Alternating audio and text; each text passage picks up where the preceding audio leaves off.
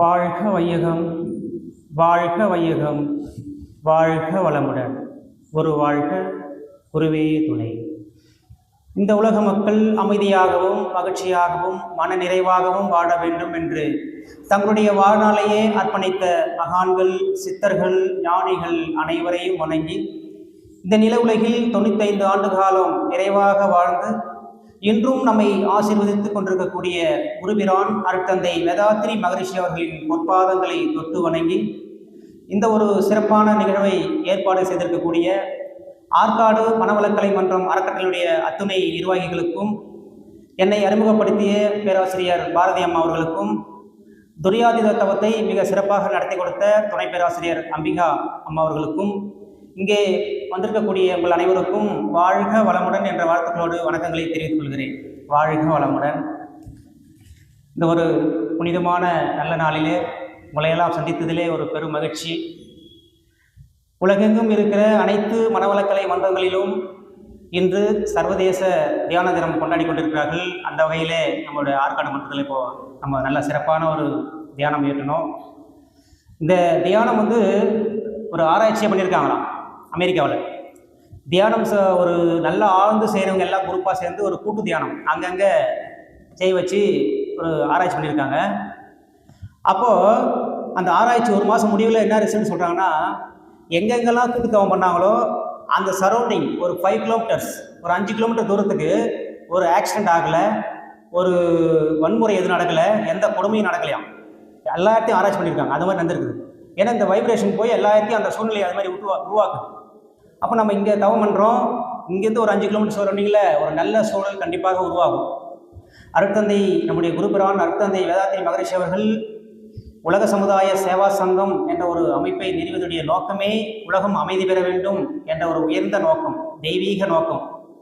அப்போ இந்த அமைதி அரசியல் தலைவர்கள் உருவாக்குவாங்களா? உருவாக்க முடியாது. மத தலைவர்கள் உருவாக்குவாங்களா? அதுவும் முடியாது. பொருள்துறை வல்லுநர்கள் உருவாக்க முடியுமா? அவர்களாலே முடியாது. சயின்டிஸ்ட் விஞ்ஞானிகளால் முடியுமா? அவங்களாலே முடியாது. ஏன்னா அவங்களாம் ஒரு எல்லைக்குள்ளே கட்டுப்பட்டு இருக்கிறாங்க. அவங்களால முடியாது. ஒரு ஆன்மீக நெறியின் மூலமாக மட்டும்தான் இந்த உலகத்திலே அமைதி ஏற்படுத்த முடியும் என்று மகரிஷி அவர்கள் சொல்கிறாங்க. ஒரு கவியில அழுத்தமாக பதிவு பண்ணுறார். உலகத்தில் அமைதியது உருவாகி நிலைக்க உயிரறிவு இறை உணர்வு கடமையறம் எங்கும் பல நாட்டு மக்களது வாழ்விலே பரவி பண்பாடாய் ஊடுருவி நிலைக்கும் முறை வேண்டும். சில தலைவர் அரசியலார் பொருள்துறையார் மதத்தார் சேர்ந்தாலும் அன்னவரால் ஒரு காலம் அமைதி நிலவ வழி உண்டாக நீடிக்கும் பகை போர் நேர்வழியோ அறிவறியும் ஆன்மீக நெறியே, நேர்வழியோ அறிவறியும் ஆன்மீக நெறியே அப்படி சொல்வார். அப்போ அந்த ஆன்மீக நெறியின் மூலமாகத்தான் உலகத்தை அமைதிப்படுத்த முடியும் என்பதற்காகவே திட்டமிட்டு உருவாக்கிய ஒரு சங்கம் தான் உலக சமுதாய சேவா சங்கம். அப்போ இந்த ஒரு அழகான வேலையிலே நாம் இன்றைக்கி சிந்தனைக்கு எடுத்துக்கொண்ட தலைப்பு விழிப்பு நிலையால் வெற்றி என்ற ஒரு தலைப்பிலே நம்ம சிந்திக்க போகிறோம். சாமி சொல்லுவாங்க, இது ஒரு டெஃபினேஷன் விழிப்பு நிலைக்கு. தேவை, பழக்கம், சூழ்நிலை இவற்றால் தன்னையும் தான் அடைய வேண்டிய பயனையும் மறவாமல் இருப்பது விழிப்பு நிலை அப்படி சொல்வார். அப்போது உணர்ச்சி வயப்படாமல் நம்ம எதைக்கும் மயங்காமல் வாழும் தெளிவு நிலை தான் விழிப்பு நிலைன்னு சொல்வார் சுவாமி. சாமி சொல்லுவாங்க, தான் இயற்கை சமுதாயம் என்ற 3 இணைப்பை உணர்ந்து தனக்கும் சமுதாயத்திற்கும் துன்பம் இல்லாமல் இயற்கைக்கு முரண்படாமல் வாழ்ந்து அறிவியல் முழுமை பேறு பெற்று இறைநிலை உணர வேண்டும் என்பதற்காகத்தான் இந்த மனித பிறப்புன்னு சொல்லுவாங்க. Man's life is a journey towards perfection of consciousness என்று சொல்வார்கள். மனித வாழ்க்கை என்பதே அறிவின் முழுமை நோக்கிய ஒரு பயணம் அப்படி சொல்லுவாங்க. ஒருத்தர் குதிரையில் பயணம் போயிட்டு இருக்காரு. குதிரையில் போகிறாரு. அப்போது வழியில் இருந்த ஒரு வழிபாக்கனை பார்த்து, இந்த ஊருக்கு ஏதோ ஒரு ஊர் பேர் சொல்லி, இந்த ஊருக்கு போகிறது வழி இதுவா அப்படின்னு கேட்குறாரு. அதுக்கு அந்த வழியில் இருந்தவர் சொல்கிறாரு, இந்த பக்கம் போகக்கூடாதுங்க, இப்படி போகணும் அப்படின்னு சொல்கிறாரு. அப்போ அந்த குதிரையில் இருந்தவர் சொல்கிறாரு, என்னுடைய குதிரை ஆரோக்கியமானது, என்னுடைய குதிரை இன்னும் வேகமாக ஓடக்கூடியது அப்படின்றாரு. அதுக்கு அவர் சொல்கிறாரு, நின்று கீழே நின்றுருவார், உங்களுடைய குதிரை எவ்வளவு ஆரோக்கியமாக இருந்தாலும், உங்களுடைய குதிரை எவ்வளவு வேகமாக ஓடினாலும், நீங்கள் செல்கின்ற திசைக்கு எதிர் திசையில் சென்றால் உங்களுடைய தூரம் அதிகமாக தவிர குறையாது அப்படின்றார். அதுபோல தான் இந்த சமுதாயத்தில் நிறைய இந்த வாழ்வின் நோக்கத்துக்கு, இந்த பயணத்திற்கு எதிர் திசையில் சென்று கொண்டு இருக்கிறார்கள். அப்படி நம்ம வாழ்வின் நோக்கத்திற்கு எதிர் திசையில் நம்ம போகும்போது நம்ம இயற்கை நம்மளுக்கு துன்பம் சிக்கல் கொடுக்கும். அப்போது நம்ம சரியான பாதையில் சரியான திசையில் செல்ல வேண்டும் என்று சொன்னால் அதற்கு குருவுடைய உயிர்கலப்பு அவசியம். குரு கண்டிப்பாக தேவை. ஒரு சீடர் கேட்குறாரு ஒரு குரு கிட்ட, குருவே, ஒரு குரு இல்லாமல் ஆன்மீகத்தில் முன்னேற முடியாதா, விழிப்பு நிலை பெற முடியாதா அப்படின்னு அவர் கேட்குறாரு. அதுக்கு அந்த குரு சொல்கிறார், ஒரு செயல்முறையாக அவருக்கு புரிய வைக்கணும்னு சொல்லிட்டு ஒரு பக்கெட்டில் தண்ணி எடுத்துவா சொல்கிறார். ஒரு பக்கெட்டில் தான் தண்ணியில் தான் வைக்கிறாரு. ஒரு இரும்பு துண்டு சின்ன பீஸ் கொடுத்து அதில் போடுன்றார். அது போட்டோன்னே உள்ளே போய் வந்துடும். உள்ளே வந்தோடனே இப்போ ஒரு மரப்பலகை சின்னதாக எடுத்து கொடுத்து இதை போடு அப்படின்றார். இதை போட்டவுடனே அந்த மரப்பலகை மிதக்குது. இப்போ உள்ளே இருந்த அந்த இரும்பு துண்டை எடுத்து மேலே வைக்கின்றார். உள்ளே கை விட்டு எடுத்து மேலே வைக்கிறார். இப்போ அந்த இரும்பு துண்டு மிதக்குது. இப்போ குரு சொல்கிறார், அந்த பக்கெட்டில் இருக்கிற தண்ணி இருக்கு இல்லையா, அதுதான் இந்த உலக வாழ்க்கை, இந்த பிறவி பெருங்கடல்னு சொல்லுவாங்க இல்லையா, அந்த கடல்.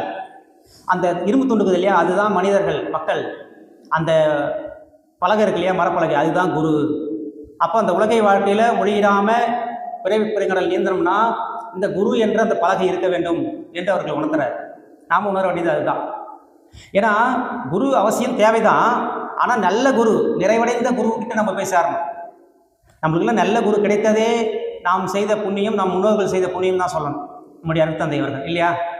திருமூலர் சொல்றாரு, குருட்டினை நீக்கும் குருவினை கொள்ளார், குருட்டினை நீக்கா குருவினை கொள்வர், குருடும் குருடும் குருட்டாட்டம் ஆடி குருடும் குருடும் குழிவியுமாறே சொல்வார். அப்போ நல்ல குரு கிடைக்கிறது வந்து பெரிய வரப்பிரசாதம்னு சொல்லணும். ஒரு பெரிய பாத்திரம் மேலே ஏறவே முடியாது, அவ்வளோ ஹைட்டு, நிறைய கஷ்டப்பட்டு மேலே ஏறி உள்ள என்ன இருக்குன்னு பார்க்குறாங்க, அது எட்டி பார்க்குறாங்க, ஓ மை காட் சொல்லிட்டு அப்படியே அங்கே உள்ளே போயிடுறாங்க. அது மாதிரி நிறைய பேர் போகிறாங்க, போயிட்டு பார்க்குறாங்க, பார்த்துட்டு உள்ளே போயிடுறாங்க, திருப்பி யாரும் வரத்தில்லை. அதில் ஒரு சிலர் மட்டும் கீழே இறங்கி வந்து, வாப்பா அங்கே நல்ல யான் பெற்ற இன்பம் பெருக வையன்னு சொல்லுவாங்க இல்லையா, கைப்பிடிச்சி இழுத்து போவாங்க. அது மாதிரி நம்மளுடைய குரு பாப்பா அப்படி கைப்பிடிச்சி இழுத்து போவாங்க. அப்போ அவ்வளோ பேர் கோடி பேர் போனாலும் ஒரு சிலர் தான் வந்து, அதான் மகா புருஷர்கள் வந்து நம்மளை கையோடு இழுத்து, வாப்பா உனக்கும் தீட்சை கொடுக்குறேன் அப்படின்னு நம்மளை உயிரை ஓய்விக்கிறதுக்கு ஒரு சிலர் தான் வருவாங்க. தெய்வ நிலை அறிந்தவர்கள் கோடி என்றால் தெளிவாக அறிந்தோர் ஒருவராகும். தெய்வ நிலை அதனை வெளி பிரம்மம் என்ற தேர்ந்த சில சொற்களினால் விளக்கலாகும். தெய்வமே உயிராகி அறிவாயாற்றும் திருவிளையாடல் தன்னை உணர்ந்து கொண்ட தெய்வர்கள் அல்லால் மற்றோர் உயிரை பற்றி திருத்தமுடன் உரைப்போர் யார், வாரீர் சொல்வேன் அப்படின்னு சொல்லுவார் மகரிஷி. அப்போ நம்ம உயிரை உணரணும், உயிரை நம்ம உயிர் உணர்வு பெறணும்னா யார், குரு மூலயமா தான் பெற முடியும் இல்லைங்களா. ஒரு ஆராய்ச்சி பண்ணாங்க ஒரு அமெரிக்க பல்கலைக்கழகத்தில். ஒரு 100 பேர் முதுமையில் இறக்கிற தருவாயில் இருக்கிற ஒரு 100 பேர்கிட்ட எல்லா நாட்டிலையுமே அங்கங்கே போய் கேட்குறாங்க, கேள்வி ஒரு கேட்குறாங்க. அப்போ அந்த 100 பேரில் ஒரு சிலர் சொல்கிறாங்க, உங்கள் வாழ்க்கை வாழ்க்கை எதுக்கு, எதை மிஸ் பண்ணுறீங்க அப்படின்னு கேட்குறாங்க. அதுக்கு ஒரு சிலர் சொல்கிறாங்க, இன்னும் கொஞ்சம் இந்த ஆரோக்கியத்தில் கவனம் செலுத்தி இருந்திருக்கலாம், ஏதோ உடற்பயிற்சி செய்திருக்கலாம், ஏதோ பண்ணியிருக்கலாம் அப்படின்றாங்க. ஒரு சிலர் இன்னும் கொஞ்சம் என்னுடைய குடும்பத்திற்காக நேரத்தை ஒதுக்கி இருக்கலாம் அப்படின்னு சொல்கிறாங்க. ஒரு சிலர் இன்னும் கொஞ்சம் இந்த உலக நாடுகள்லாம் சுற்றி இந்த இயற்கையெல்லாம் ரசிச்சிருக்கலாம் அப்படின்றாங்க.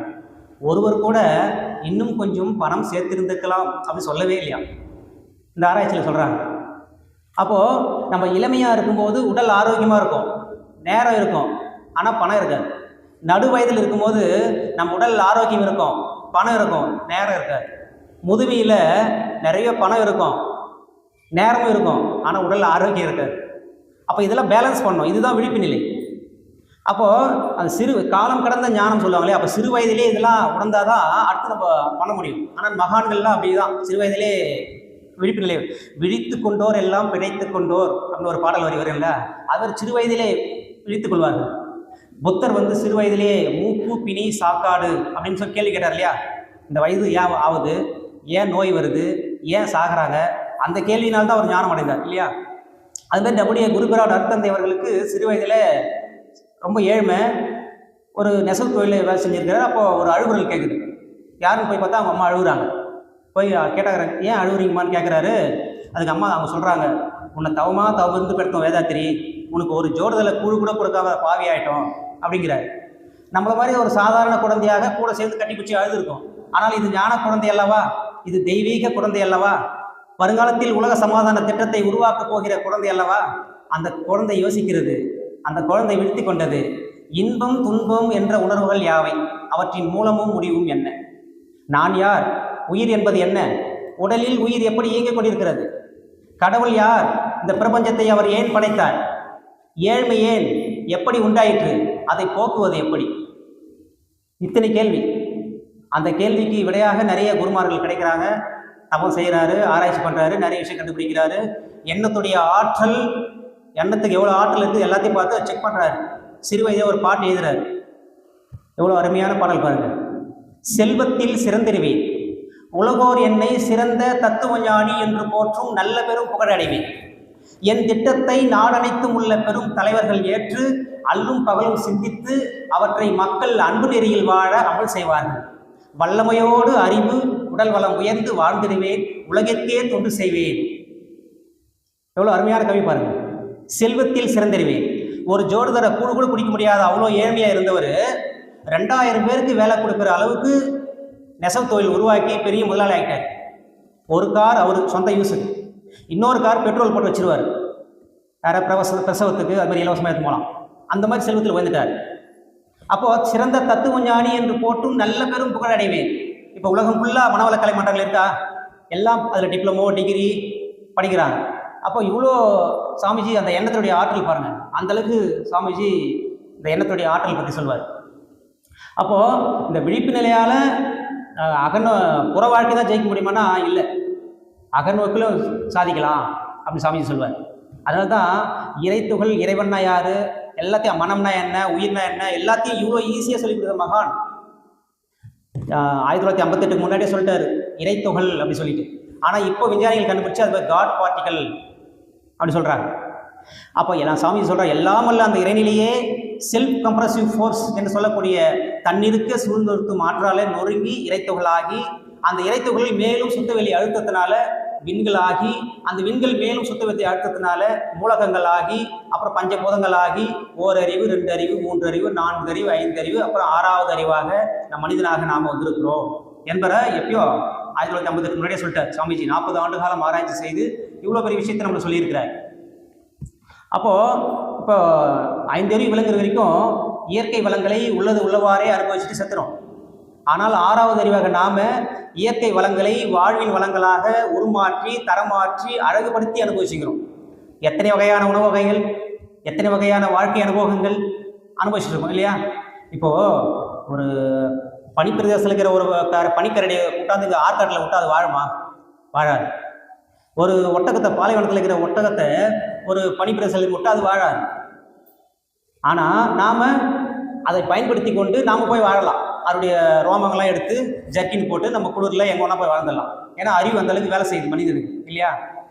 அப்போது உலகினிலே வாழும் உயிரினங்கள் எல்லாம் ஓரறிவு முதல் 6 அறிவுக்குள்ளாம் பலவும் ஒலி, ஒளி, ருசி, மனம், ஊறு என்ற பஞ்ச உணர்ச்சிகளுக்குள் அடங்கினாலும் நலம் தீது காரணங்கள் உணரும் யூக நல்லாற்றல் எனும் 6ஆம் அறிவு மற்றும் நிலமீது மாந்தர்க்கே உரிதாம். இதனால் நிறைவொழுக்கும் ஞானம் இவை மனிதர்க்கேயாம். அப்போ நல்லது கெட்டது என்று பிரித்து பார்க்கக்கூடிய ஒரு விழிப்பு நிலை மனிதருக்கு மட்டும்தான் இருக்குது. 5 அறிவு விலங்கு வரைக்கும் கிடையாது இல்லைங்களா? அப்போ இந்த விழிப்பு நிலை அப்போ மேலும் மேலும் நம்ம உயர்த்தது எதுனா விழிப்பு நிலை தான். ஒருத்தர் போயிட்டே இருந்தாராம். ஒரு மழை பெஞ்சிட்டே இருக்கு. ஒரு ஒதுங்கலான்னு சொல்லிட்டு ஒரு வீட்டுக்கு போயிருக்காரு. போனால் அவர் தெரிஞ்சவர் தான். அவர் பேர் முனுசாமின்னு வச்சுங்களேன். உள்ளே போயிடாரு. உள்ளே போனோன்னா உள்ளே ஓட்டு வீடு ஒழுவுது. ஓடு ஒழுவுது பார்த்துட்டு, என்னப்பா முனுசாமி மழை பெய்யுது, ஓடு உள்ளே ஒழுவுது, ஓடு மாற்ற வேண்டியதானே அப்படின்னாராம். அது மழை பெய்யுது இல்லை, எப்படி மாற்றுறது அப்படின்னாராம். இப்போ இல்லைப்பா, மழை இல்லாத போது மாற்றத்தானே அப்படின்னா. அப்போ மழை தான் இல்லையா, அப்புறம் ஏன் மாற்றணும் அப்படின்னாராம். அப்போ எப்படி இருந்தாலும் அவன் சொல்கிறத கேட்க முடியுதா? விதண்டாவாதம் சொல்கிறது. எப்போ உடற்பயிற்சிக்கு கற்றுக்கு வாப்பா, ஃப்ரீயாக சொல்லி தரோம் வாங்கப்பா பண்ணுறதுக்குன்னா, நான் உடம்பு ஆரோக்கியம் வரேன், நான் எதுக்கு வரணும் அப்படின்னு ஒரு சிலர். அதுக்கப்புறம் உடல் கெட்டு போயிட்டு ரொம்ப முடியாத போது இப்போயாவது வாப்பா உடற்பயிற்சிக்கு அப்படின்னா, நான் தான் உடம்பே முடியலையே, நான் எப்படி உடற்பயிற்சி செய்யுது? அப்பயும் வர்றதில்லை. ஒரு ஊருக்கு ஒரு துறவி வந்தாராம். அப்போது ஒரு வியாபாரி போயிட்டு அவர்கிட்ட ஆசீர்வாதம் வாங்கலாம், ஒரு துண்ணூறு கொடுப்பாங்க இல்லையா, போய் கிட்ட போய் வாங்கினாராம். அப்போது அந்த வியாபாரி இருக்கார் இல்லையா, அவரே அந்த துறவிக்கு பிடிச்சிச்சு. நான் உபதேசம் பண்ணுறப்பா, நீ வரையா என் கூட அப்படின்னாராம். இல்லை என் குழந்தைங்களாம் இப்போ சின்ன பசங்களாக இருக்கிறாங்க, நான் பிஸ்னஸ் பார்க்கணும், நான் வரல அப்படின்னாராம். சரி துறவி போயிட்டாரு. ஒரு சில வருடங்கள் கழித்து மறுபடியும் வராரு. வந்து இப்போ வரையாப்பா அப்படின்னு கேட்குறாரு, உபதேசம் பண்ணுற வரையா அப்படின்றாரு. இப்போ தான் என் குழந்தைங்க என் பையனுக்கு கல்யாணம் பண்ணியிருக்கிறேன், பிஸ்னஸ் அவங்ககிட்ட ஒப்படைச்சிக்கிறேன், அவன் பேர குழந்தைலாம் பிறந்திருக்கு, நான் எப்படி வருது அப்படின்னாராம். சரி மறுபடியும் போயிட்டாராம். ஒரு சில வருடங்கள் கழித்து மறுபடியும் வந்தாராம். வந்து அவங்க பையன்கிட்ட கேட்டாராம், எங்கே உங்கள் அப்பா அப்படின்னு கேட்டாராம். எங்கள் அப்பா இறந்தே போயிட்டாரு அப்படின்னா. அப்புறம் பார்த்தா பக்கத்தில் ஒரு நாய் இருக்குது, நாய் பேசுகிறான், நான் தான் அந்த வியாபாரி அப்படின்னு சொல்கிறேன் நாய். அந்த நாய் பார்த்துட்டு நீயாப்பா, சரி இப்பயும் ஒன்று கெட்டு போல, இப்பயாவது வா உனக்கு உபதேசம் பண்ணுறேன் அப்படின்னா. அதுக்கு அந்த நாய் சொல்லிச்சான், அவங்க அப்பப்போ கதவு தந்து விட்டு போயிடுறாங்க, நான் தான் காவல் காக்கணும். அப்போது எப்போ தான் வரக்கூடாது முடிவு பண்ணால் எப்பவுமே வரமாட்டாங்க. தவமும் தவமுடியாருக்கு ஆகும், அதனை அக்திலார் மேற்கொள்வது அப்படின்பார் திருவள்ளுவர். யாருக்கு எது கிடைக்குமோ அதுதான் கிடைக்கும் இல்லையா? சுவாமிஜியுடைய உடற்பயிற்சி சாதாரண விஷயம் இல்லைங்க. இப்போது ரிலாக்ஸேஷன் ஒரு பயிற்சி இருக்கு இல்லையா, அது ஒன்றேங்க. ஒரு வாட்ஸ்அப்லாம் பார்த்துருப்பீங்க, அமெரிக்காவுக்கு 21 முறை மேலே சாமிஜி போயிருக்கிறார், வெளிநாட்டு பயணம் போயிருக்கிறார். இந்த வேதாத்திரியும் இந்த பயிற்சி எல்லாருக்கும் கொடுக்கறதுக்காக மக்களுக்காக போயிருக்கிறார். அப்போ போகும்போது அந்த மருத்துவர்கள்லாம் இருக்கிற ஒரு மாநாட்டில் கலந்து அவங்களுக்கு இந்த உடற்பயிற்சி சொல்லி செஞ்சு காமிச்சு கொடுத்துட்டு வந்துட்டார். அதுக்கப்புறம் 6 மாதம் கழித்து மறுபடியும் அமெரிக்காவுக்கு போகிறாரு. அப்போது அந்த டாக்டர்லேருந்து ஒரு ஆள் வந்து சாமிஜி பார்க்கணும், ஒரு அப்பாயின்மெண்ட் வாங்கிட்டு சாமிஜி வந்து பார்க்க வராரு. அப்போ சாமிஜி பார்த்து, சாமி வணக்கம், போன வாட்டி வந்தீங்களா 6 மாதம் முன்னாடியே, அப்போது மருத்துவர்களில் கலந்ததில் அந்த மருத்துவர்களில் நான் ஒரு ஆள், நான் வந்து நியூரோ சர்ஜன், நரம்பியல் மருத்துவர். உங்களை வந்து பார்த்தேன், நீங்கள் அந்த உடற்பயிற்சியாக சொல்லி கொடுத்தீங்க, இதுனா கைப்பயிற்சி சிம்பிளாக இருக்குது, சும்மா குழந்தைங்க கை அசைக்கிறது கால் அசைக்கிற மாதிரி நினச்சேன். ஆனால் உங்களுடைய வார்த்தை, உங்களுடைய தேஜஸ் எல்லாம் பார்க்கும்போது ஏதோ ஒரு விஷயம் இருக்குன்னு நினச்சேன். நான் வந்து ஒரு ஆப்ரேஷன் பண்ணும்போது என்னுடைய பேஷண்ட் ஒருத்தர் முதுகுத்தண்டில் ஆப்ரேஷன் பண்ணேன். அப்போ வந்து ஏதோ தப்பாக பண்ணிவிட்டேன், நரம்பு ஏதோ போச்சு. அவர் 6 வருஷமாக எழுந்துக்கவே இல்லை. அவர் வந்து 10 படிக்க ஆகிட்டார், யாரும் முடியலன்னு சொல்லிட்டாங்க. உங்களுடைய ரிலாக்ஸேஷன் அந்த சிடி மட்டும்தான் கொடுத்தேன் அவர்கிட்ட. அவர் வந்து அதை செஞ்சு பார்த்துட்டு ஒரு 6 மாதமாக செஞ்சுட்டு எழுந்து உட்காந்துட்டார். இப்போ வீல் சேரில் வராரு, இப்போ உங்களை பார்க்கறதுக்காக வந்துருக்கிறாரு அப்படின்னாரு. அப்புறம் பார்க்கறதுக்காக வராரு. அப்போ சாமிஜி கையெழுத்து கும்பிட்றாரு அவர் அந்த வீல் சேரில் வந்துட்டு. சுவாமிஜி, நான் வந்து உங்களை நேரில் இப்போ தான் பார்க்குறேன், ஆனால் உங்களை ரிலாக்ஸேஷன் சிடி நான் 6 மாதமாக தொடர்ந்து செஞ்சுட்டு இருந்தேன். இப்போது இந்த பெரிய வல்லரசு நாடு அமெரிக்கா, இதில் எவ்வளோ மருத்துவர்கள் பண்ண முடியாதுன்னு சொல்லிட்டாங்க. 6 மாதமாக நான் படுத்த படிக்க இருந்தேன், இந்த ரிலாக்ஸேஷன் மட்டுமே நான் வந்து சரியாயிட்டேன். அதனால் நான் குரு காணிக்க உங்களுக்கு எதனா கொடுக்கணும் அப்படின்னு சொல்லிட்டு பிளாங்க் செக், சாதாரண செக் இல்லை, பிளாங்க் செக் எது வேணால் ஃபில் பண்ணிக்கலாம், இந்த பிளாங்க் செக் கீச்சு கொடுத்தாராம். சுவாமிஜி அப்போ ஆடியார் அறிவித்து கோயில் கட்டுறாங்க, பணம் தேவை இருக்குது, இருந்தாலும் சாமிஜி அதான் மகான் பாருங்கள், அதெல்லாம் எதுவும் வேணாம், நீங்கள் அடுத்த முறை நான் 6 மாதம் கழிச்சு வரும் இல்லையா, அப்போ நீங்கள் நடந்து வந்து கொடுங்க, நான் வாங்கிக்க சொன்னான். அப்புறம் வந்து போயிட்டாரு. 6 மாதம் கழிச்சு அப்புறம் நடந்து வராரு, சரியாயிடுச்சு. நடந்து வந்து, சுவாமிஜி நான் ஏற்கனவே சொன்ன மாதிரி இப்போ நான் நல்லா நடக்கிறேன், அதுக்கு நான் நன்றி குரு காணிக்கையாக நான் உங்களுக்கு கொடுக்கணும் பிளாக் செக்னு சொல்கிறாரு. அதுக்கு மகரிஷி சொல்கிறாரு, எங்களுடைய இந்திய நாட்டிலே ஒரு மரபு இருக்கிறது, குருக்கு தான் காணிக்கை கேட்பாரு, நீங்கள் கூடக்கூடாது. அவர் இன்னும் சந்தோஷம், பிளாங்க் செக் வேணாவா, சரி சுவாமி, நான் பெரிய பிஸ்னஸ் மேன், என்னுடைய கம்பெனியில் எதனா ஷேர்ஸ் வேணுமா கொடுக்குறேன், இல்லை அமெரிக்காவில் எதனா ஒரு வீடு வேணுமா கொடுக்குறேன் அப்படின்னா. அதெல்லாம் எதுவும் வேணாம், நீங்கள் கற்றுக்கொண்ட இந்த பயிற்சியை ஒரு 10 பேருக்கு சொல்லிக் கொடுங்க போதும். எப்பேற்பட்ட மகான் பாருங்கள். ஏன்னா அந்த பிரச்சனைலேருந்து இங்கே வந்துக்கிறீங்க இல்லையா, அப்போ நீங்கள் உண்மையை சொல்லுவீர்கள், உணர்ந்து சொல்லுவீர்கள், அப்போ நல்லா ரீச் ஆகும், நீங்கள் சொல்லுங்கன்ட்டாராம். அப்போ சாமிஜி 10 பேர் சொல்லுவது போதும், பிளாங்க் செக் எதுவுமே வாங்கலை. ஏன்னா மகான் வந்து எவ்வளோ பெரிய மகான் பாருங்கள். நம்மளாக இருந்தால் வாய்ப்பு கச்சா போதும், பிளாங்க் செக்கை கொடுன்னு வாங்கி வந்துடுவோம். மகான் எல்லாம் பற்றட்டவர் இல்லையா அவர் மகான். அப்போ அந்தளவு ஒரு சிறப்பு வாய்ந்தது அந்த ரிலாக்ஸேஷன் பயிற்சி. ஆனால் இதனுடைய மேன்மையை தெரியல நம்மளுக்கு. நம்ம ரெகுலராக மன்றத்துக்கு வரோம், வந்து இந்த பயிற்சியை கற்றுக்குறோம், நாமளும் விழிப்புநிலை அடைஞ்சோம்னா அது கேள்விக்குறியாக தான் இருக்குது இல்லையா. ஒரு புதையல், ரொம்ப பெரிய புதையல் கிடச்சிச்சான். அங்கே ஒரு காவலுக்காக ஒரு கராத்தே மாஸ்டர் கற்றுக்கிட்டுன்னு பின்னாடி காவல் வச்சிட்டாங்க.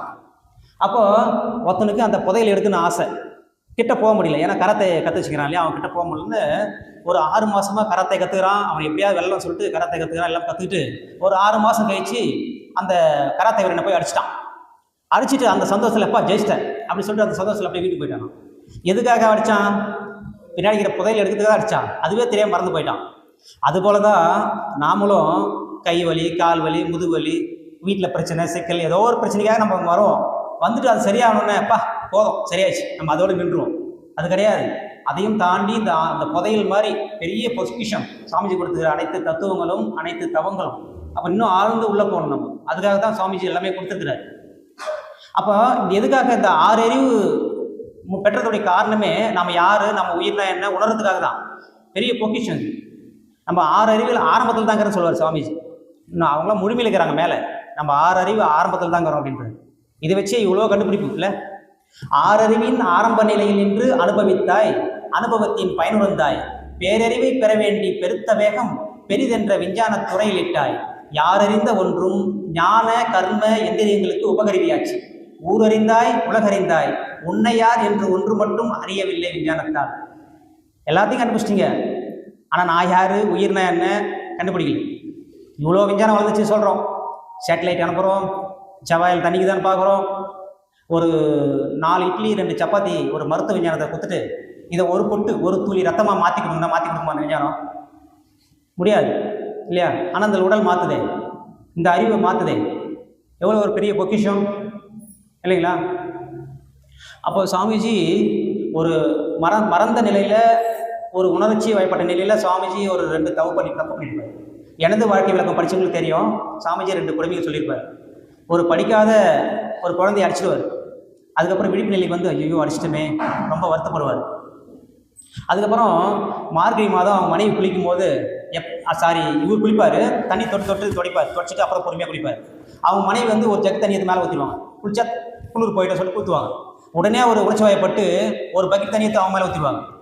உடனே அவங்க அழுதுருவாங்க. இவர் ரொம்ப அழுதுருவார். நம்ம உணர்ச்சி வயப்பட்டு தப்பு பண்ணிட்டுமே அப்படின்ட்டு. The great man learn the right lesson even from the wrong events அப்படின்னா, ஒரு சிந்தனையாளன் ஒரு தவறான செயல் செய்தாலும் அதிலிருந்து ஒரு பாடத்தை கற்றுக்கொண்டு மீண்டும் அதே தவறு செய்ய மாட்டார். அதான் சிந்தனையாளர். ஏன்னா அந்த தப்பு பண்ணிட்டாரு, மறுபடியும் தப்பு பண்ணக்கூடாது இல்லையா? நம்ம பழக்கத்தில் மறுபடியும் பழக்கத்தை பண்ணிகிட்டே தான் இருக்கும். அவர் சொல்கிறார், அறிவை புலன்களில் அதிக நாள் பழக்கினேன், அதன் பலன் உணர்ச்சிகள் அறிவை வென்றன. அறிவை அறிவால் ஆராய பழக்கினேன், அந்த நிலையிலும் புலன்களை இயக்கினேன். அறிவு அகண்டாகாரத்தில் நிலை பெற அதிக விழிப்பும் வழக்கமும் பெற்றது. அறிவு புலன்களை வென்றது, அறிந்தது. அமைதி வேண்டுவோர் அங்கு வாருங்கள் அப்படின்பார். அப்போ அவரே ரொம்ப நாள் புலன்கள் பயங்கி தான் ரொம்ப கஷ்டப்பட்டுக்கிறார். அதுக்கப்புறம் ஆராய்ச்சி பண்ணி தான் கண்டுபிடிச்சு அப்படியே வந்தார் ஒன்றா இல்லையா?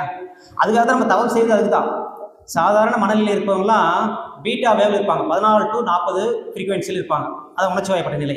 ஆனால் நம்ம தவம் செய்கிற பொழுது ஆல்பா ஸ்டேஜுக்கு வரும், 8 to 13 வரும்போது மனம் அமைதியாக இருக்கும். அதுக்கு தான் தவம்லாம் கொடுத்துருக்கு சுவாமிஜி. அதுக்கு தான் இந்த தவம் செய்ய செய்ய 6 குணங்கள் சீராகும், 5 புலன்கள் எல்லாம் அமைதியாகும், நிறைய பலன்கள் சொல்லுவார். அறிவதனை கருவினிலே இணைத்து தவமாற்ற 5 புலன்கள் அமைதி பெறும், அருகுணமும் சீராம். அறிவு தன் விழிப்பு நிலை பிறழாத தெளிவில் 5 பெரும் பழிச்செயல்கள் விளைய வழியது. அறிவு உயிரில் அடங்கி அந்நிலையில் மேலும் ஆழ்ந்து ஒடுங்கி துரியம் நிற்க முன்வினை போ. அறிவு துரியாதீத நிலை நிற்க நிற்க ஆதியாம் மெய்ப்பொருளாம் அருள் பிறவி தொடரே. நம்ம பிறப்பெடுத்ததுக்கு அதுக்கு தானே பிறப்பு அறுக்கணும் இல்லையா? அப்போ அந்த 5 புலன்கள் மெய் வாய் கண் மூக்கு செவி என்று சொல்லக்கூடிய 5 புலன்கள் அமைதியாகும். அருகுணங்கள் சீராம். பேராசை, சினம், கடுப்பற்று, முறையற்ற பால்கவர்ச்சி, உயர் தாழ்வு மனப்பான்மை, வஞ்சம் என்ற 6 குணங்களும் நல்ல குணங்களாக மாறுன்றார். அப்போ 5 பெரும் பழி செயல்கள் மாறுன்றார். பஞ்சமகா பாதங்கள் என்று சொல்லக்கூடிய பொய், களவு, சூது, கற்பழிப்பு, கொலை இதெல்லாம் சரியாகுன்றார் இந்த தவத்தில். எவ்வளோ ஒரு சிறப்பு இல்லை? அப்போ நம்ம தொடர்ந்து இதை செய்து நம்ம பயன்படுத்தி கொள்ள வேண்டும் வாழ்க்கையில். ஒரு சீடர் குருவை பார்த்து கேட்குறார், குருவே விழிப்பு நிலை பெறுவது எப்படி அப்படின்னு கேட்குறாரு.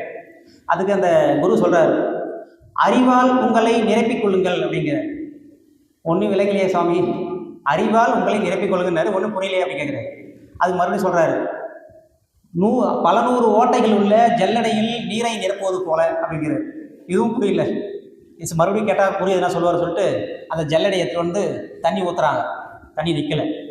சரி ஐஸ் கட்டியை தந்து வைக்கிறாங்க, அதுவும் கொஞ்சம் நேரத்தில் கரைஞ்சி போயிடுது. மறுபடியும் குருக்கிட்ட போகிறாங்க, குருவே இந்த மாதிரி தண்ணி ஊற்றினாலும் உள்ளே போயிடுது, ஐஸ் கட்டி போட்டாலும் போகுது, எப்படி சொல்லணும் புரியல அப்படின்னு கேட்குறாரு. அப்போது அந்த சீடர்கிட்டேருந்து அந்த குரு அந்த ஜல்லடையை வாங்கி பக்கத்தில் இருக்கிற நீர் தொட்டியில் போடுறாரு. தொட்டியில் போட்டோடனே அந்த ஜல்லடை அப்படியே உள்ளே போயிடுது, தண்ணியில் போய் முழுகிருக்கு. அப்போ சொல்கிறாரு, அறிவு என்னும் கடலில் உங்களை தூக்கி போடுங்கள், அறிவு என்னும் கடலில் உங்களை தூக்கி போடுங்கள், அறிவு உங்களை பார்த்து கொள்ளும். தான் சுவாமி சொல்கிறார், அறிவு தன் விழிப்பு நிலை பிறழாத தெளிவில் 5 பெரும் பழிச்செயல்கள் விளைய வழியது. சாமி சொல்கிறது தான். அப்போது விழிப்பு நிலை என்ற அருள் வெளிச்சம் கொண்டுன்ற சுவாமிஜி, சாதாரண வெளிச்சம் இல்லை, அருள் வெளிச்சம். விழிப்பு நிலை என்ற அருள் வெளிச்சம் கொண்டு விருப்பு வெறுப்பு எனும் சுழலில் அலைமனிதின் அழுக்கு அற தற்சோதனையில் உணர்ந்திடுங்கள். அன்பு ஊற்றால் கடமை உணர்வாகும், வாழ்வு பழுத்துவிடும். அப்போ வாழ்க்கை எதுக்கு வரணும்? பழுத்துணும். பழுத்த படம் சொல்கிறாங்களே, பழுத்த நிலை வருமுறையில் நீனான் என்றும் பதமடைந்தோம் ஒன்றானும் பரமானந்தம். அப்போ அந்த பழுத்த நிலை வருவதற்காக தான் நம்ம இவ்வளோ பண்ணிகிட்டு இருக்கோம். அது வள்ளலார் சொல்லுவார், பசித்திரு தனித்திரு விழித்திரு அப்படின்பாரு. பசின்னா அந்த குடல் பசி கிடையாது, ஆன்ம பசி. பசித்திரு. தனித்திருனா தனியை காடு போத்தில்லை. இந்த தாமரைகளை தண்ணி ஒட்டாமல் இருக்கு இல்லையா, எல்லா கூட்டத்தோடு இருந்தாலும் நம்ம தனித்து இருக்கணும், இறை சிந்தனையாகவே இருக்கணும். தனித்திரு. விழித்திரு, எப்போதும் விழிப்பு நிலை, அயரா விழிப்பு நிலை, கான்ஸ்டன்ட் அவேர்னஸ், எப்போதும் விழிப்பு நிலையே இருக்கணும் அப்படின்னு சொல்லுவாங்க. அப்போது நம்மளுடைய மனம் பாருங்கள், மனம் எதை நினைத்து கொண்டு இருக்கிறது? ஒன்று கடந்த காலம், நான் அப்படி இருந்திருக்கலாம், இப்படி இருந்திருக்கலாம், அப்படி ஆயிடுச்சு, அப்படி ஆயிடுச்சு, என்னை இங்கே கேட்டாங்க, அங்கே கேட்டாங்க, இதுமாதிரி பழசே நினச்சிடுறது. இல்லைன்னா எதிர்காலம், நான் அப்படி இருக்கலாம், இப்படி இருந்திருக்கலாம், எதிர்காலத்தை பற்றி ஒரு பயம். அப்போ கடந்த காலத்தில் நிகழ்காலத்தில் நம்ம இருக்கதே இல்லை இல்லையா? அப்போது நம்ம காலையில் எழுந்துக்கும் போது விழிப்பு நிலையோடு இருந்தாலும் நிறைய பேர் தூக்கத்தில் தான் இருக்கிறாங்க, வாழறாங்க சொல்லுவாங்க.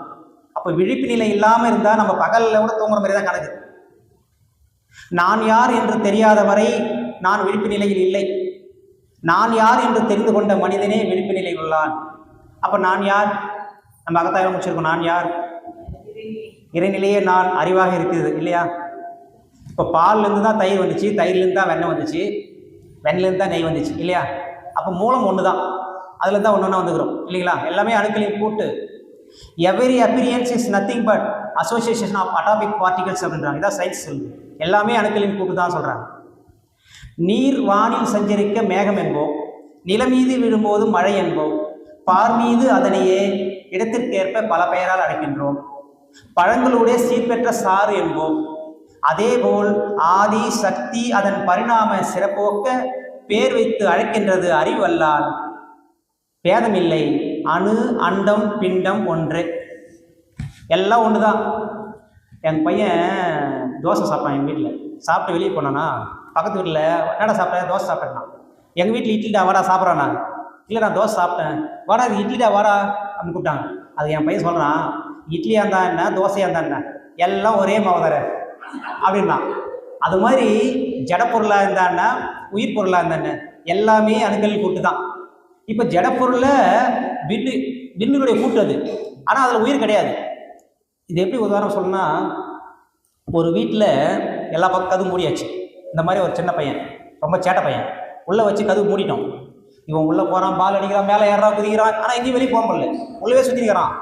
அவன் தான் உயிர். இந்த பஞ்சபோத கூட்டுக்குது இல்லையா, உள்ளே வந்து உயிர் மாட்டிக்கிச்சு, வெளியே போக முடியாது. ஆனால் இதுக்குள்ளே உயிர் தனியாக ஓடலை, தனி சுற்றோட்டமாக உடம்புல உயிர் ஓடுது. அதனால தான் நம்ம உயிர் பொருள். ஜட பொருள் வந்து அதில் உயிர் உள்ளே ஓடாது தனியாக. அதுதான் வித்தியாசம் அதுக்கு இருக்கும். அப்போது இந்த மனம் எப்போதும் விழிப்பு நிலையில் இருக்க சொல்லுவாங்க. இந்த தேநீர் தியானம் ஒன்று வெளிநாட்டில், ஏதோ ஒரு நாட்டில் தேநீர் தியானம், டீ குடிப்பாங்களே, அதே ரசித்து குடிப்பாங்க. அது ஒரு ஃபங்க்ஷன் மாரி வச்சு ரசித்து பொறுமையாக குடிப்பாங்க. நம்ம அது மாதிரி எதனா பண்ணியிருக்குமா? சாப்பிடும் போது ரசித்து எல்லாம் ருசிச்சு என்ன சாப்பிட்ருக்குமா? அப்போ தான் ஏதோ நினச்சிருப்போம், இந்த பிஸ்னஸ் என்ன ஆச்சோ தெரில, இங்கே பணம் கொடுக்க வேண்டியது இருக்குது, அங்கே போய் இங்கே பண்ணணும், இது பண்ணணும், ஏதோ நினச்சி நம்ம பாட்டு அப்படி உள்ள தள்ளுவோம் இல்லையா? சரி, சாப்பிடும் போது தான் அப்படிங்கிறமே, நம்மளுடைய கழிவு வெளியேற்றும் போது அப்படின்னு நினைப்போம், ஃப்ரீயாக இருக்கணும். அதுவும் கிடையாது. அப்பயும் போய் அவர் சிந்தனை பாத்திரம் உட்காந்து இதை பண்ணிருக்கலாம், அதை பண்ணியிருக்கலாம், நாளைக்கு இங்கே போகணும் இல்லையா? எவ்வளோ ஒரு அற்புதம் நடக்குது உடம்புல. அந்த உடலிலேருந்து கழிவு வெளியேறலாம் நம்மளுக்கு துன்பம், எவ்வளோ பெரிய துன்பம், கழிவு வெளியேறியே ஆகணும்.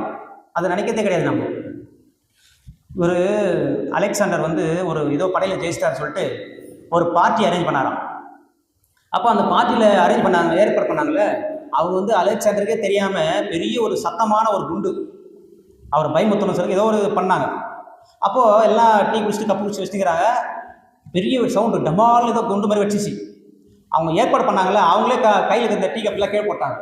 ஆனால் அலெக்சாண்டர் போல் அப்படியே வச்சுக்கிறேன் வந்து, நாங்கள் தான் ஏற்பாடு பண்ணோம், நாங்களே போய் கீழே போட்டோம், நீங்கள் மட்டும் எப்படி அந்த கப்பு கீழே போடாமல் அப்படியே வச்சுக்கிறீங்க அப்படின்னு.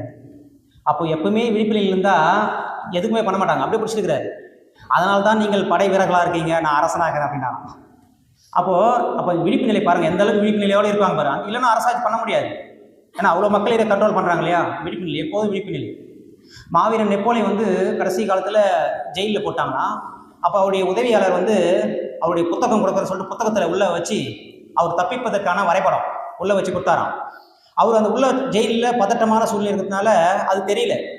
எப்பவுமே விழிப்பு நிலையில் இருந்தால் தான் எல்லாமே தெரியும். அந்த விழிப்பு நிலை இல்லாதனால அது ஒன்றுமே தெரியல அவருக்கு. அதுக்கப்புறம் அவர் இறந்துட்டு பிறகு உள்ளே போய் பார்க்குறாங்க, அந்த புத்தகத்தில் இருக்குது வரைபடம். அந்த வரைபடத்தை அவர் பார்த்துருந்தால் தப்பிச்சு வந்திருக்கலாம் வெளியே. விழிப்பு நிலை இல்லை. அப்போ நிறைய அந்த காலத்தில் அரசர்கள்லாம் ஏதோ ஒரு அலெக்சாண்டர் தான் யாரும் தெரியல படையெடுத்து போவாங்களாம். கப்பலில் போயிட்டு அந்த கப்பலில் போய் இறங்கணும், அந்த நாட்டில் இறங்கணுன்னு ஃபஸ்ட்டு அந்த கப்பல்லாம் உடச்சி போட்டு வரான். எதுக்காக உடைக்கிறாங்கன்னா அந்த வீரர்கள் என்ன பண்ணுவாங்க, ஐயோ உடச்சிச்சா இதுக்கப்புறம் நம்ம தப்பிச்சு ஓட முடியாது, ஜெயிச்சே ஆகணும், நம்ம தலையெடுத்து ஜெயிச்சே ஆகணும், அந்த மன உறுதி வரும் இல்லையா, அதுக்காக அந்த கப்பலை உடச்சிட்டு வரோம். இது வந்து புற வாழ்க்கை, பணம் பதவி, அதுக்காக ஒரு புற வாழ்க்கைக்கு தான் நம்ம இது பயன்படும் எல்லாம். ஆனால் அகநோக்கு வாழ்க்கைக்கு அதில் பயன்படாது. ஆனால் விழிப்புணர்வு அதெல்லாம் செய்கிறாங்க. பொருள் புகழ் செல்வாக்கு புலனின்பம் நான்கிலே புகுந்தழுந்தி மனித மனம் புண்ணாய் வருந்துவோர் இருள் நீங்கி இன்பம் வர என் விளக்கம் கூறுவேன். இறைநிலையே எங்கிதிலும் இருப்பாய் அமர்ந்தாற்றிலும் அருள் நடன காட்சியை அகத்துணர்வாய் கொள்ளுவீர். அப்போதும் எப்போதும் அறிவு விரிவாகியே மறுநிலையில் ஏற்ற ஆசை மற்றும் பழிச்செயல் எல்லாம் மாறிவிடும், மெய்ஞானம் மலரும் உள்ளொளி என அப்படின்பார். அப்போ எல்லா மனசும் அழுக்க போயிருக்கு, பொருள் புகழ் செல்வாக்கு புலனின்பம் அதில் தான். இவர் ராமகிருஷ்ணர் பரமஹம்சர் இல்லையா, அவருக்கு ஒரு விலை உயர்ந்த கம்பளி ஒரு பரிசாக கொடுத்தாங்களாம். அதை கொடுத்த உடனே எல்லார்டையுமே சொல்கிறாராம், இது விலை உயர்ந்த கம்பளி நல்லா இருக்கும் அப்படின்னு பெருமையாக சொல்கிறாராம். சொல்லிட்டு டக்குன்னு விழிப்பு நிலைக்கு வராரு. ஐயோ நம்ம பொருள்பட்டு வந்துச்சு நம்மளுக்கு அப்படின்னு சொல்லிட்டு அந்த கம்பளி கீழே போட்டு மெரிக்கிறாராம். எவ்வளோ பேர் விழிப்பு, டக்குன்னு விழிப்பு நிலை வந்துட்டு, அதான் மகான் இல்லையா, போட்டு இப்படியா வந்து வந்துட்டோம் அப்படின்ட்டு. நம்ம எப்பவுமே ஒரு பொருள்பட்டு வரக்கூடாது. அதுக்கு தான் நம்ம ஆக்னி தீட்சை வரும்போது நம்ம வாங்கும்போது சொல்லுவாங்க இல்லையா, இன்று முதல் எந்த புலன் அனுபவம், எந்த உணவை உண்கின்ற போதும் எந்த புலன் அனுபவம் பெறுகின்ற போதும் மனதை ஆக்னியிலே வைத்துக் கொள்ள பழகிக் கொள்ளுங்கள். எல்லாம் விழிப்பு நிலை தான், அந்த விழிப்பு நிலையாக தான் பண்ணுறது. அப்போ நம்ம எல்லாமே ஜீவவாதம் நமக்கு செலவாகிட்டே தான் இருக்குது. எல்லா பக்கம் உணவாக இருந்தாலும் சரி, பார்க்கத்தான் இருந்தாலும் சரி, கேட்கத்தான் இருந்தாலும் சரி, எல்லாத்தையும் ஆற்றல் செலவாகிட்டே தான் இருக்குது. இப்போது ஒரு நாய் வந்து ஒரு எலும்பு துண்டு கடிக்குது. அது கடிக்கும் போது எலும்பு துண்டில் ஒன்றும் இல்லை, இதோடைய வாய் பீச்சு இதுலேருந்து ரத்தம் வருது. அந்த எலும்பு துண்டில் வருதுன்னு நினச்சிட்டு அது கூட நல்ல இன்னும் கடிக்குது, பிடிக்குது, ரசிக்குது. அதே மாதிரி தான் நம்முடைய ஆற்றலை செலவு பண்ணி தான் பார்க்குறோம், நம்முடைய ஆற்றலை செலவு பண்ணி தான் கேட்குறோம், சுவைக்கிறோம், எல்லாமே நம்முடைய ஆற்றல் செலவாகி தான் நுகர்றோம். ஆனால் அது நம்மளுக்கு தெரியல. 5 புலன்கள் மூலம் உயிரின் ஆற்றல் அழிவதையே இன்பமென உணர்மயக்கும், சிந்தனையில் உயருங்கால் ஜீவகாந்தம் சிதறுவதே ஐயுணர்வு என்று அறிந்து கொண்டோம் அப்படின்னு சொல்லுவார். அப்போ நம்முடைய ஆற்றலை செலவு பண்ணி தான் ஒன்று ஒன்று நம்ம பார்க்குறோம் கேட்குறோம். அந்த விழிப்பு நிலை நம்ம வரணும். அது வந்தால் நம்ம செலவு பண்ணுவோம், அதிகமாக உஷாராக இருக்கும். சுவாமிஜி திருவள்ளுவர் சொல்லுவார், சுவை ஒளி ஊறு ஓசை நாற்றம் என்ற 5 வகை தெரிவான் கட்டே உலகு அப்படின்பார். அப்போ இதெல்லாம் நம்ம அவேர்னஸாக இருக்கணும், விழிப்பு நிலையோடு அளவோடு முறையோடு அது நம்ம பார்த்துக்கணும்னு சொல்லுவார்.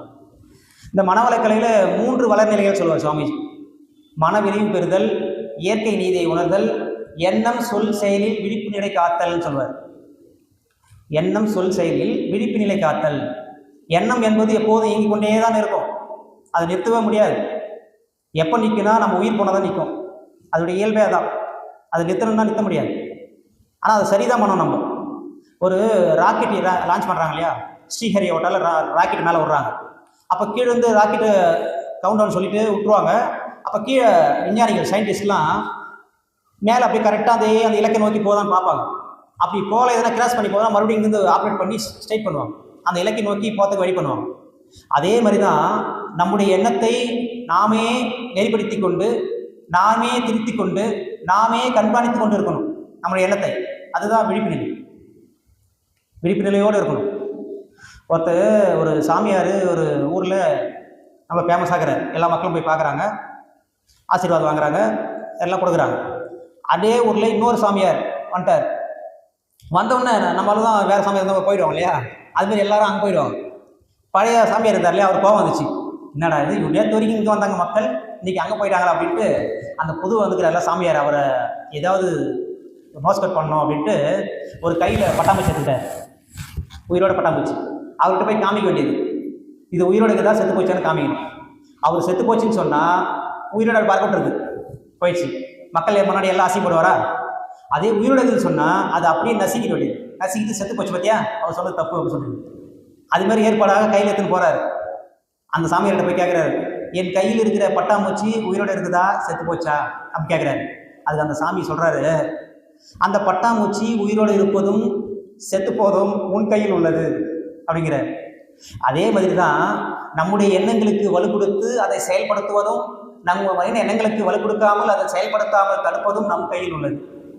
நம்ம கையில் தான் இருக்குது. அப்போ எண்ணத்தை விழிப்பு நிலையோடு நம்ம அணுகணும். எண்ணம் தானே, நான் சும்மா என்னென்ன செயலில் இறங்கினேன் அப்படிலாம் சொல்ல முடியாது. இப்போ இன்றைக்கி மெசேஜ் போட்டாங்களா, இன்றைக்கி சர்வதேச தியான தினம்ட்டு மெசேஜ் பார்த்துருப்பீங்க. அப்படியே மைண்டில் பதியும். இந்த அலை தத்துவம் மாரி பிரதிபலிப்பு, சிதறுதல், ஊடுருதல், இரண்டுக்கும் இடையே ஊடாடுதல், அப்படி அந்த தன்மைகள்லாம் அலைத்தன்மை வந்து ஃப்ளாஷ் பண்ணிட்டே இருந்து உங்களுடைய உடல் செல்களை இயக்கி உங்களை அப்படியே தூக்காதுங்க உட்கார வச்சிடும்.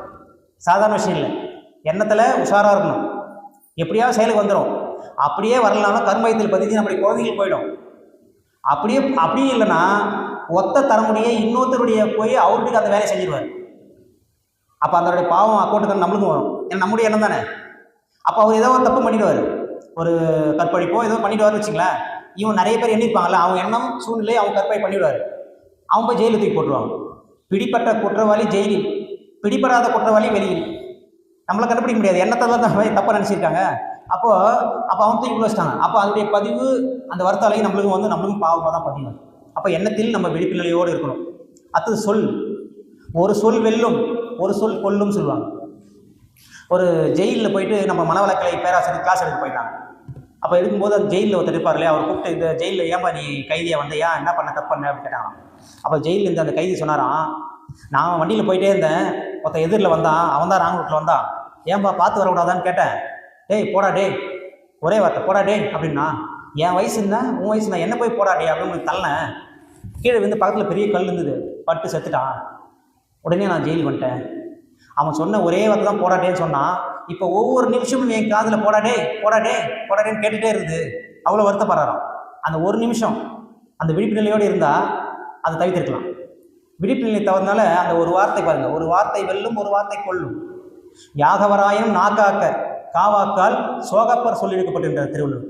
அப்போ அந்த செயலில் விழிப்பு நிலையாக இருக்கணும். அதேமாதிரி செயலிலும் நமக்கு யாருக்கும் துன்பம் கொடுக்காத நல்ல செயலையே செய்ய வேண்டும். அதுதான் செயல், நல்ல செயல். அப்படி நல்ல செயல் செய்யும் போது அதுலேயும் நம்ம உதவி செய்யும் போதும் ஜாக்கிரதையாக இருக்குன்னு சொல்லுவாங்க, விழிப்பு நிலையோடு இருக்குன்னு சொல்லுவாங்க. நன்றாட்டும் தவறுண்டாம் அவரவர் பண்பறிந்து ஆற்றா கடைன்னு சொல்லுவார் திருவள்ளுவர். நல்லது செய்யுங்க, அது கூட நல்லதை பார்த்து செய்யுங்க, நல்லவருக்கா பார்த்து அப்படின்பாரு. ஒரு ஆத்தங்கரத்தில் தண்ணி போயிட்டே இருக்குது. அப்போ பக்கத்தில் ஒரு தவளை இருக்குது, பக்கத்தில் ஒரு தேள் இருக்குது.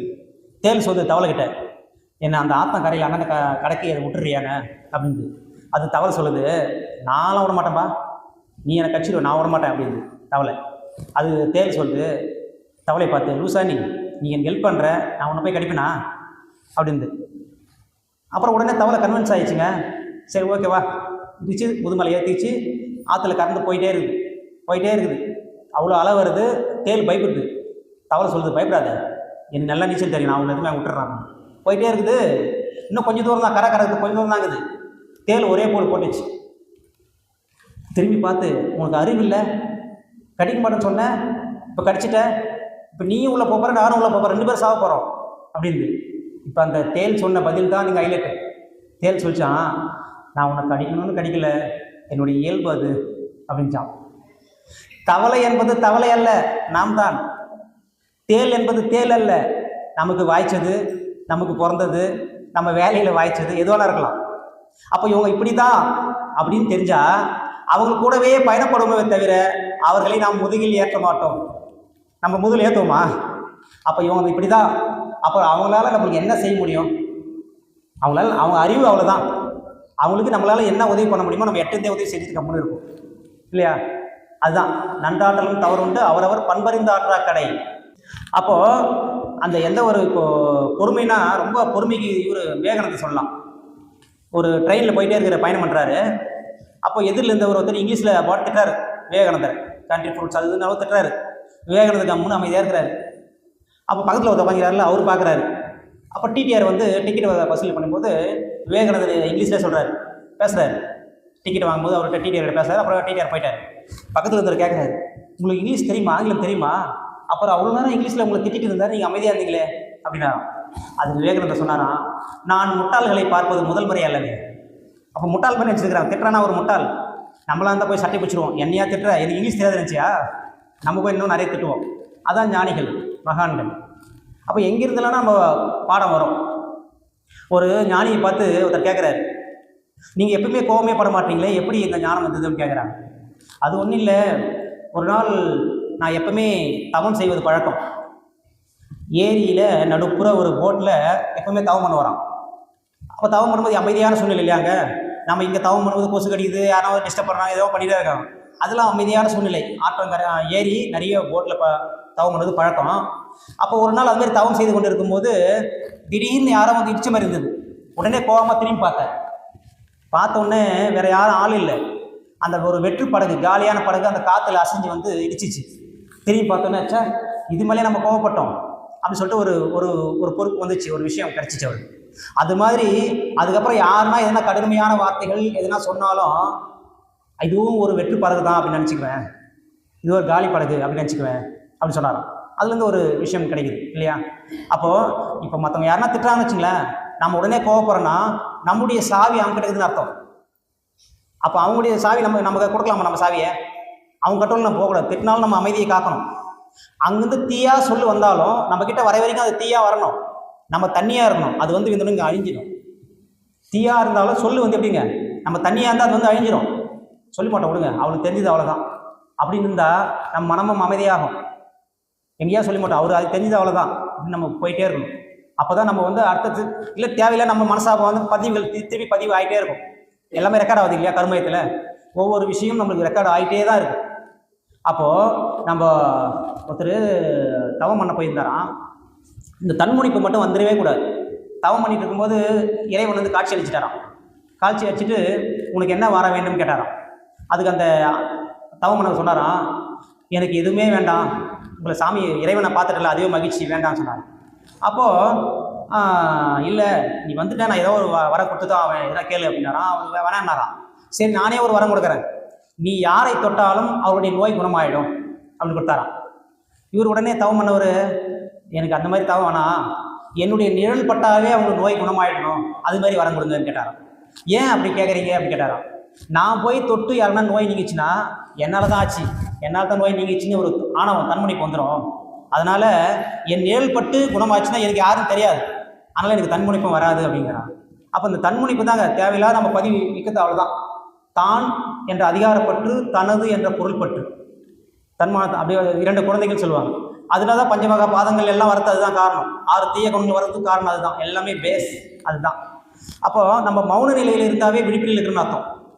மௌன நிலை மறவாது கடமையாற்ற மென்மை, வெற்றி, இன்பம், மகிழ்ச்சி, அமைதி உண்டாம் அப்படின்னு சொல்லுவார். இப்போ நம்ம ஆற்காட்டில் மாதம் முதல் புதன்கிழமை மௌனம் நடத்துகிறாங்க, அதை வந்து கலந்துக்கிறோம். அது மட்டும் இல்லாமல் நாமளும் வீட்லேயே மௌனம் இருக்கலாம். ஒரு நாள் ஃபுல்லாக இருக்க முடியலனா கூட காலையில் எழுந்ததுலேருந்து காலையில் டிஃபன் சாப்பிட்றோம்ல அது வரைக்கும் மௌனம் தர போதுன்றாங்க. அது வரைக்கும் சரியாக மௌனம். எந்த ஒரு செயல் செய்தாலும், குளித்தாலும் சாப்பிட்டாலும் எதை இருந்தாலும் இறைவனை சிந்தனையாகவே இருந்து மௌனமாக இருந்தால் போதும். அன்று நாள் முழுவதும் ஒரு நல்ல சூழ்நிலையை உருவாக்கி கொடுக்குன்றாங்க. இப்போ நாள் முழுவதும் மௌனம் இல்லைனா கூட சாப்பாடு வரைக்குமாவது இருங்க எழுந்ததுலேருந்து அப்படின்றாங்க. அவர் நல்ல ஒரு சூழ்நிலையை உருவாக்கி கொடுக்கும் நம்மளுக்கு. நல்ல அந்த மௌனம் அவ்வளோ அவேர்னஸ். இப்போ பேசிகிட்டே இருந்தால் தான் நம்ம வீட்டில் தவறிடுவோம். மௌனமாக இருக்கும்போது எப்பவுமே அலர்ட்டாக இருக்கும். அப்புறம் 5 அளவு முறை, அதுவும் வந்து விழிப்புணர்வோடு இருக்கணும்னு சொல்லுவார் சாமிஜி. இப்போ ஒரு உணவு அதிகமாக சாப்பிட்டோம், என்ன ஆக போகுது? சரி நம்ம சுத்தமாக சாப்பாடே சாப்பிடல, என்ன ஆக போகுது? நம்ம யோசிப்பாங்க. நம்ம சாப்பாடே சாப்பிடல என்ன ஆகும்? கண் இருட்டும், காது அடைக்கும், நரம்பு தளரும், நடக்க முடியாது, வளவலன்னு வரும். சரி அதிகமாக சாப்பிட்டோம் என்ன ஆகும்? அஜீரணமாவோ, வயிற்று வலியாவோ, வாந்தி, பேதி, மந்தமாக இருக்கும், இவ்வளோ நிறைய இருக்கும். அப்போ இந்த விளைவுகளை எல்லாம் நாம் சந்திக்க தயாரா? இந்த ஒரு கேள்வி. இந்த மாதிரி விளைவு வருது இல்லையா, இந்த விளைவுகளை சந்திக்க தயாரா அப்படின்னு நினச்சாவே நம்ம வீட்டில் இருக்க அர்த்தம். அப்போ நம்ம அளவோட முறையோடு இருப்போம். சுவாமிஜி எதில் ஒரு அல்வா தான் வைக்கிறாங்க, அவர் கொடுக்குறாங்க. சுவாமிஜி திருநெல்வேலி அல்வான்னு கொடுக்குறாங்க. சுவாமிஜி எடுத்து நான் சாப்பிட்றாரு. சாமிஜி நல்லா இருக்கும் சாமி சாமி அப்படின்றான். உடனே தள்ளி எட்ட வச்சிட்டாரு. அல்வா நல்லா இருக்குது, நானும் நல்லா இருக்கணும் அப்படின்னு தள்ளி வச்சிட்டாரு. இதுதான் விழிப்பு நிலை. நம்மளாம் தான் என்ன பண்ணுவோம்? திருநெல்வேலி அல்வா மறுபடியும் எப்போ கிடைக்குமோ உள்ளன்னு போட்டுருவோம். விழிப்பு நிலை தவறிடுவோம். ஒரு வீட்டுக்கு அன்பருக்கு சாப்பிட போகிறாரு. அப்போ சாமிஜி ஒரே ஒரு சப்பாத்தியாக சாப்பிடுவார்.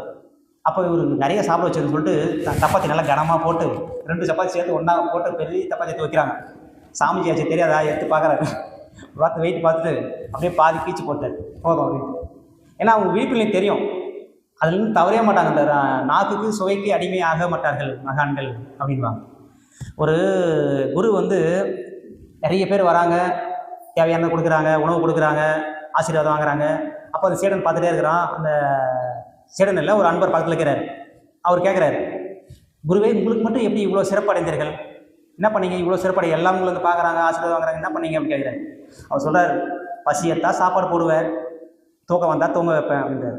இங்கே யாருமே இல்லையே, நீங்கள் மட்டும் தான் தனி இருக்கீங்க, யாரை சொல்கிறீங்க அப்படின்றார். அவரையே சொல்லிக்கிறார், பசியத்தா சாப்பாடு போடுவேன், தூக்கம் வந்தால் தூங்க விடுவேன். ஒரு சாட்சாத்தமாக எட்டந்து பார்க்குறாங்க. இதுதான் விழிப்பு நிலை. நாம் வேறு, நம்ம வேறு, எண்ணங்கள் வேறு, ஆராய்ச்சி பண்ணிகிட்டே இருக்காங்க. எண்ணத்தை ஆராய்ச்சியிலும் தூய்மையிலும் வைத்திருப்பவன் ஞானின்னு சொல்லுவாங்க. இப்போ எப்பவுமே அவேர்னஸாக இருப்பாங்க. எத்தொழிலை செய்தாலும் ஏதவத்தை பட்டாலும் முத்தர் மனம் இருக்கும் மோனத்தே அப்படிம்பாங்க. எந்த தொழில் தான் செய்யுங்க, எதுனா பண்ணுங்க, நம்முடைய எண்ணம் ஃபுல்லாக எங்கே இருக்கணும், இறை சிந்தனையாகவே இருக்கணும்னு சொல்லுவாங்க. அந்த காலத்துலாம் இப்போ தான் வீட்லேயே டேப்பில் தண்ணி வந்தது. அந்த காலத்துலலாம் பெண்கள் வந்து குடம் எடுத்துக்கிட்டு ஊருக்கு அதெல்லாம் பேசிட்டு ஆற்றுல போய் தண்ணி எடுத்து போவாங்க. அப்படி போயிட்டு வந்து தண்ணி எடுத்து தலைமையில் வச்சுட்டு தண்ணி கையில் பிடிக்க மாட்டாங்க, அப்படியே தலைமையில் இருக்கும், அப்படியே பேசிட்டு வருவாங்க. இப்போ கூட நிறைய பெண்கள் பார்க்குறாங்க. அப்போ ஒரு நினைவு அங்கேயே தான் இருக்கும், ஆனால் பேசிட்டே வருவாங்க. அதுமாரி நம்முடைய ஒரு சிந்தனை எப்பவுமே இறை சிந்தனையாகவே இருக்கும். எந்த ஒரு தொழில் செஞ்சாலும், ஒரு குழந்தை வீட்டில் ஒரு தாய் ஒரு குழந்தை விளையாடிட்டு இருக்குன்னா எல்லா வேலையும் செய்வாங்க. ஆனால் ஒரு கண் வந்து குழந்தை மேலே இருக்கும், அது எங்கே இருக்குது எங்கே போகுதுன்னு ஒரு பார்வை இருந்துகிட்டே இருக்கும். ஆனால் எல்லா வேலை செஞ்சுட்டே இருப்பாங்க. அது மாதிரி இருக்குன்னு சொல்லுவாங்க. இவர் ராமகிருஷ்ண பரமஹம்சர் சொல்லுவார், ஒரு கையில் உலக வாழ்க்கையை பிடிச்சிக்கங்க, ஒரு கையில் இறைவனை பிடிச்சிக்கங்க. ஒரு காலம் வரும்போது உலக வாழ்க்கையை விட்டுட்டு 2 கையிலும் இறைவனை பிடிச்சிக்கணும்னு சொல்லுவார். இதுதான் விழிப்பு நிலை. எப்போதும் இறைவனை மறக்காத இருக்கணும். இறைவனை மறந்ததுனால தான் நமக்கு தன்முனைப்பே. நான் தான் பண்ணேன், எல்லாத்தையும் நான் தான் பண்ணேன். அவனின்றி அனுபவம் அசையாது, ஒன்றுமே நம்மளால் செய்ய முடியாது இல்லையா? அப்போ அவ்வளோ ஒரு விழிப்பு நிலையோடு இருக்கணும்னு சொல்லுவாங்க. ஒரு காட்டில் ஒரு சீடர், அவர் ஒரு டெஸ்ட் எக்ஸாம் முடிஞ்சிச்சுன்னா ஒரு டெஸ்ட் வைப்பாங்களே, அது மாதிரி ஒரு 10 வருஷமாக கூட இருக்கணுமா குரு கூட. அதுக்கப்புறம் ஒரு சின்ன டெஸ்ட் வைப்பாராம். டெஸ்ட் வச்சோன்னா அதில் பாஸ் ஆனால் தான் மறுபடியும் அவர் போக முடியும், இல்லைன்னா மறுபடியும் 10 வருஷம் உள்ள போயிடணும்.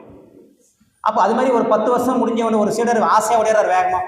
நம்ம ஒரு 3 வருஷம் டிகிரி வச்சா எவ்வளோ சந்தோஷமாக இருப்போம், முடிச்சிட்டோம் அப்படின்னு.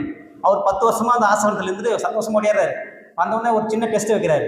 அந்த குரு கேட்குறாரு, நீ வந்த இல்லையா, உன்னுடைய செருப்பு இல்லையா, செப்பல் வாசுபடிக்கு வலது பக்கம் ஓட்டியா இடது பக்கம் ஓட்டியா அப்படின்னு.